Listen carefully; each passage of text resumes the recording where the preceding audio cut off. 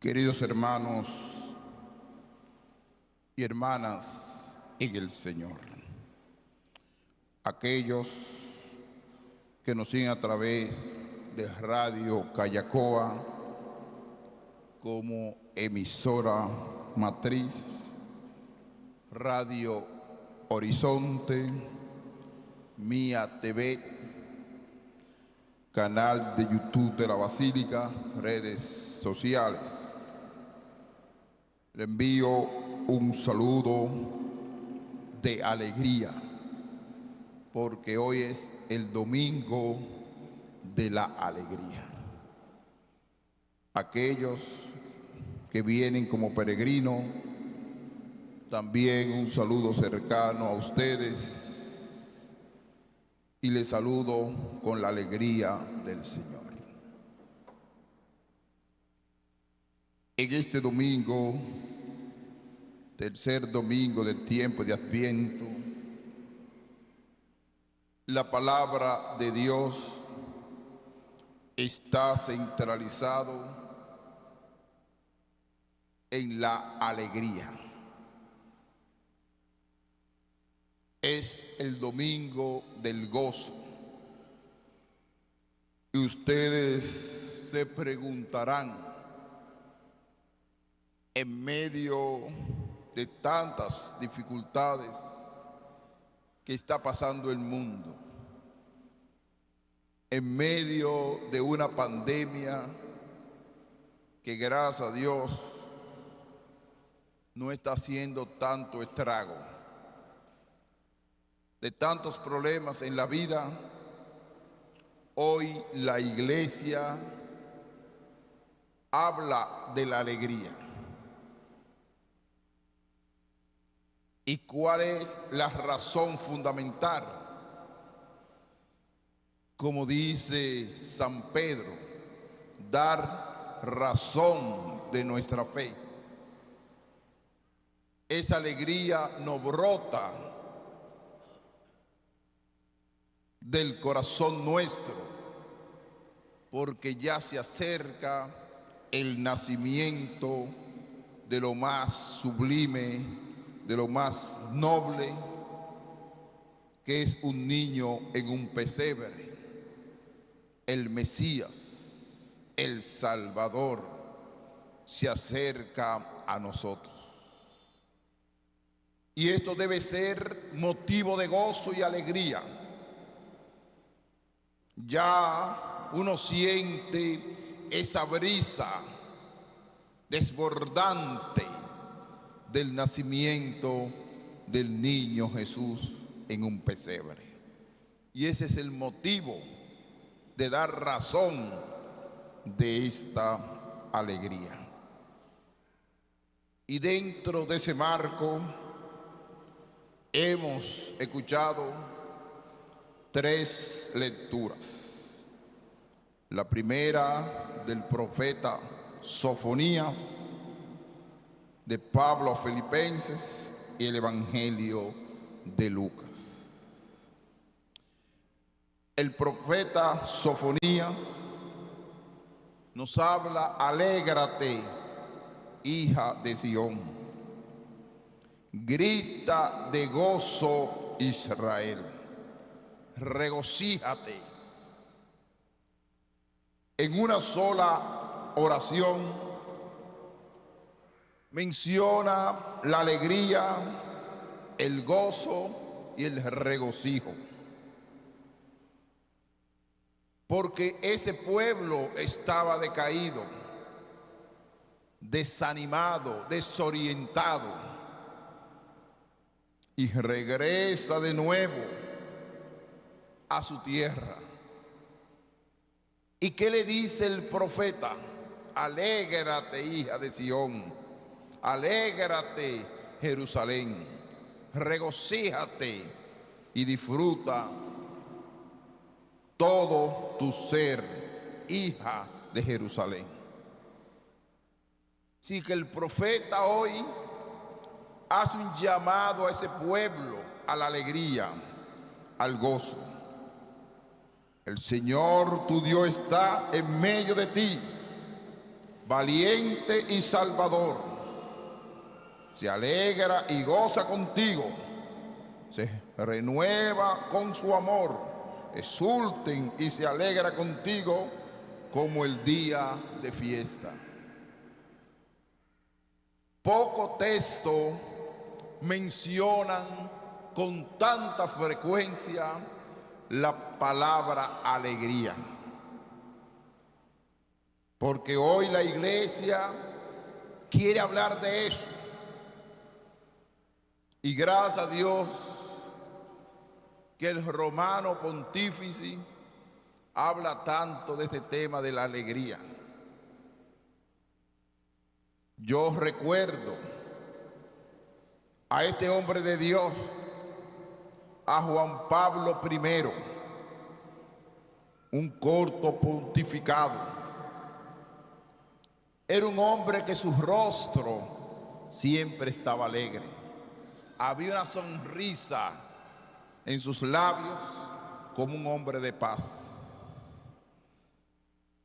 Pero que yo notaba en este Papa, que tenía una alegría interior, no una alegría del mercado.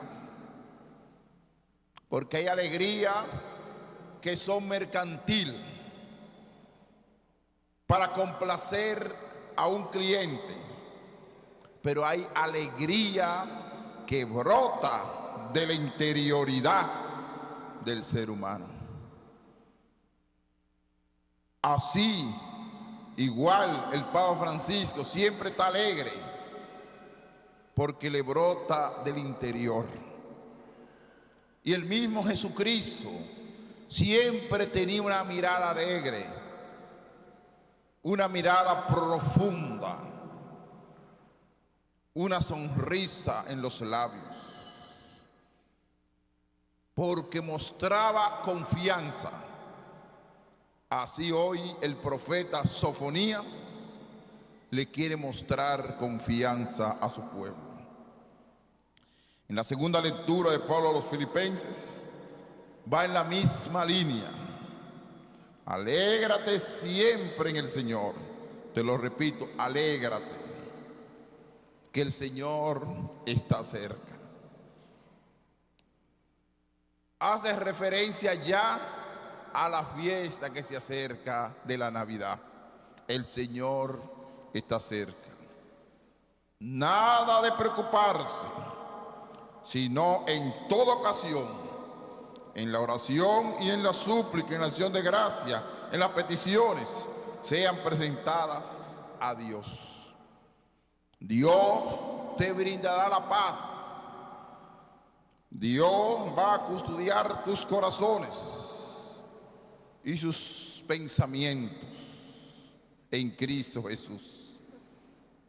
Dice hoy Pablo a esa comunidad de Filipo, llamándolo a la alegría, al gozo con el Señor. Pero les repito, no es una alegría mercantil, sino una alegría que parte del propio corazón. Que la alegría realizable, la alegría de Dios. En el Evangelio de Lucas lo podemos dividir en varios momentos. El primer momento que no se encuentra aquí en el Evangelio de Lucas es la misión de Juan el Bautista, donde está centralizado su misión, un llamado a la conversión, a un cambio de vida. Y ese llamado a la conversión de Juan el Bautista surge la pregunta en la comunidad. Él provocó la pregunta. le hablaba de la conversión. Allanen los senderos, una voz grita en el desierto, preparen el camino. Juan el Bautista nos hablaba de preparar el camino, de prepararlo interiormente para caminar a ese encuentro grande que se va a producir en la humanidad el 24 en la noche, con el nacimiento del niño Jesús. Y surge esta pregunta frente al llamado a la conversión. La gente le preguntaba a Juan entonces, ¿qué debemos hacer? ¿Qué es el segundo momento? Primer momento, un llamado a la conversión.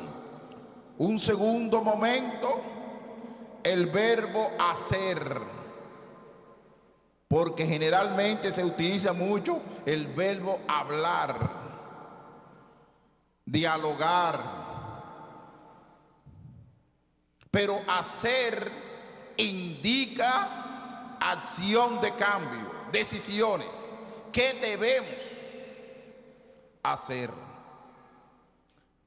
Él le contestaba: el que tenga 2 túnicas, que comparta con el que no tiene, y el que tenga comida, que haga lo mismo. Que lo primero de una verdadera conversión es el desprendimiento. Eso es lo que quiere decir Juan. Que no podemos ser egoístas, que no podemos ser ambiciosos, porque a veces la vida se está viviendo de mucho egoísmo, del tener cosas materiales. A veces vivimos una vida superficial, porque uno piensa, si tenemos más, vamos a agradar a la sociedad. Vivir una vida de lujo, una vida de confort. Yo tengo 3 carros. Yo tengo tantos zapatos, como si fueran 100 pies. Ese animal que tiene 100 pies. Tenemos 2 solamente. Y el tener, pero no hay el concepto de compartir con el otro. Por eso hoy Juan, ¿qué dice en medio del llamado a la conversión? Comparte lo que tiene. No sea tacaño, no sea tacaño, porque en la hora de la muerte, en tu ataúd no hay espacio para colocar toda la tierra que tú tienes, toda la casa que tú tienes, todos los carros que tú tienes. No hay espacio para eso. Y el Señor no va a ver eso. El Señor lo que va a ver, las acciones, qué hacer, las acciones que tú haces. Si verdaderamente tiene el don de compartir, de dar al otro, de compartir, de dar de comida a los demás. Dice un estudio que con la comida que sobran en el mundo de consumo, comen millones y millones de personas. Con la comida que sobra, hacen un cálculo de comida. ¿Cuánta consumiste en tal día? Estos restaurantes, ¿cuánto vendieron? Y con lo que sobran se alimentan miles de personas. Entonces nos falta ese don de compartir la comida. Eso lo dice hoy Juan el Bautista. Fue bien Juan el Bautista. Vinieron también a bautizarse unos publicanos. Y le preguntaron: maestro, ¿qué debemos hacer nosotros? ¿Quiénes eran los publicanos?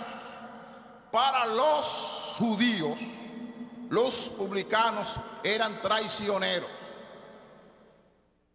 porque estaban al servicio del Imperio Romano. Y estar al servicio del imperio era una traición, porque ellos se dedicaban a cobrar impuestos. ¿Y qué le dice Jesucristo? Que eran los funcionarios del Imperio Romano. Los funcionarios del Imperio Romano. Es como decir los funcionarios del Estado. Y fíjense bien la pregunta, que esos funcionarios se habían convertido, que también le hacemos llamado a todos los que tienen hoy funciones públicas, que se hagan esa misma pregunta. Y él les contestó: no exijan más de lo establecido, no exijan más de lo establecido. ¿Por qué? Porque a veces hay en el lenguaje dominicano macuteo, corrupción, amiguismo. Yo quiero lograr una cosa con el Estado. Si tú me ofreces tanto, yo te ayudo. Si tú me das la mitad para conseguirte una obra, yo te ayudo.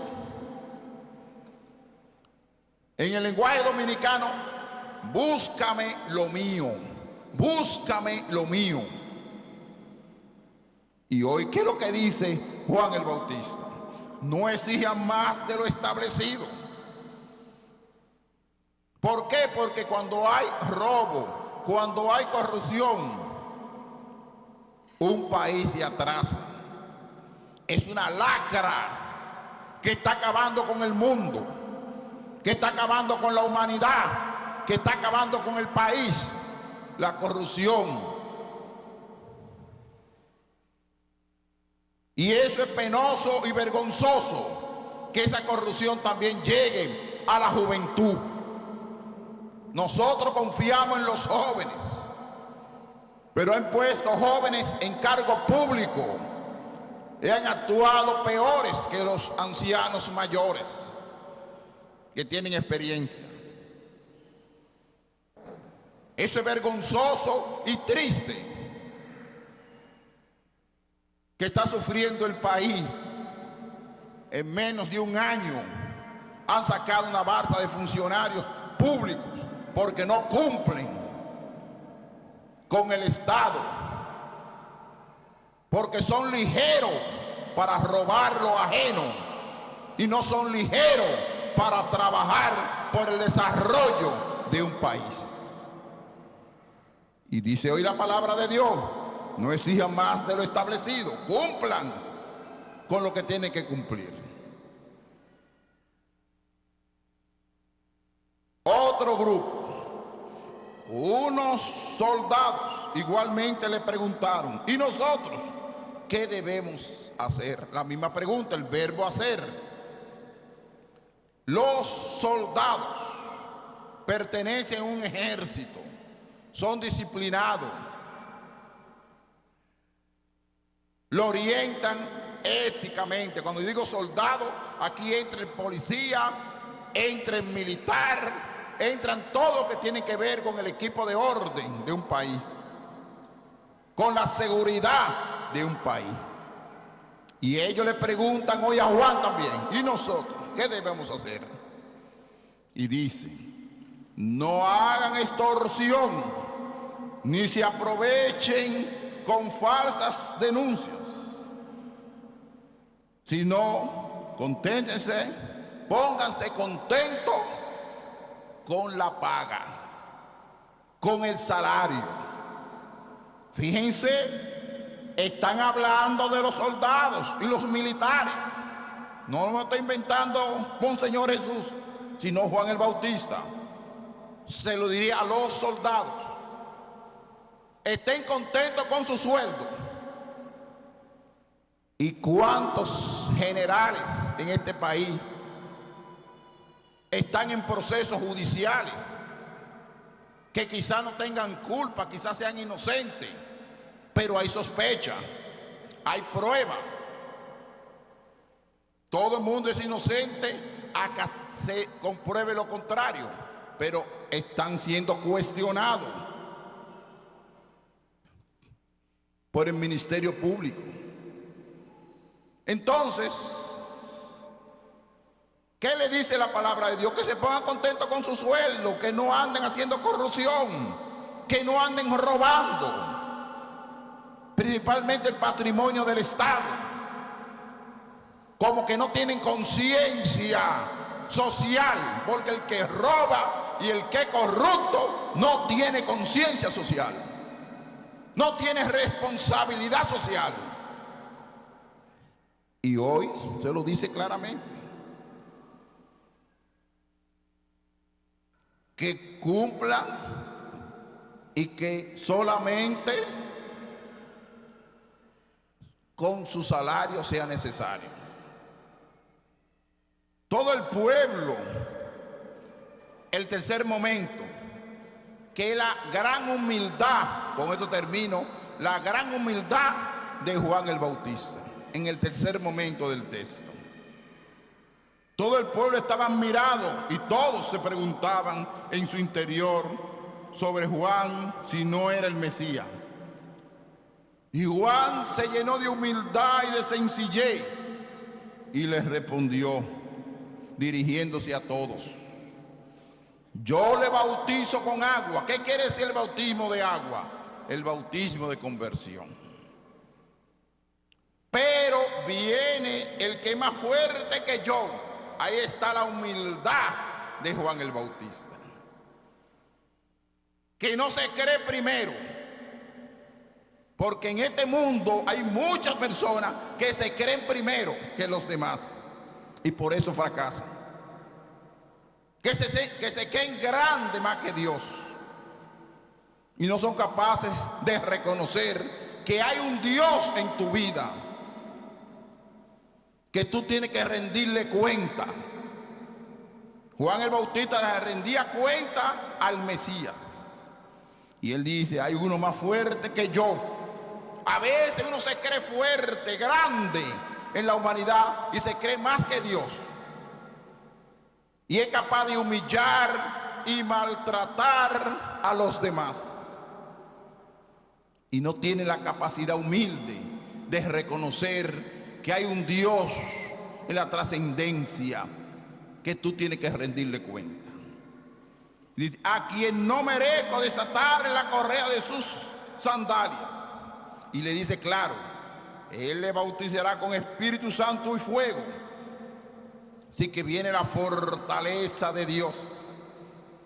Ese Mesías, el esperado. Juan el Bautista hace referencia al que va a nacer, que va a nacer en un pesebre, lleno de humildad y de sencillez. Y así él anunciaba el reino de Dios, anunciaba la conversión.